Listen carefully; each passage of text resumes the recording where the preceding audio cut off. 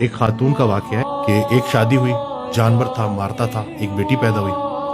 وہ علیحدگی ہو گئی، بیٹی بھی چھوڑ گیا، چلا گیا۔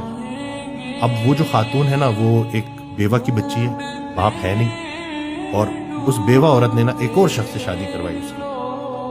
اور اس شخص نے کہا کہ میں اس صورت پہ اس عورت کو قبول کروں گا کہ بیٹی میں نہیں قبول۔ اب بیٹی نانوں کے پاس ہے،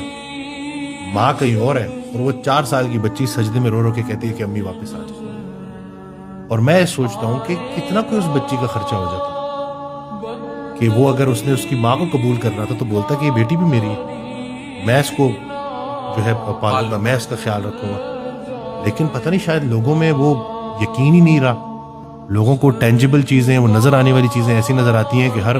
ایسی بچی جو ہے وہ بوجھ لگتی ہے۔ یہ ظلم ہو رہا ہے، اور یہ میں تو جب سن رہا ہوتا تو میں تو حیران پریشان ہوتا ہوں کہ ہم کس طرح سے اللہ کے سامنے جائیں گے۔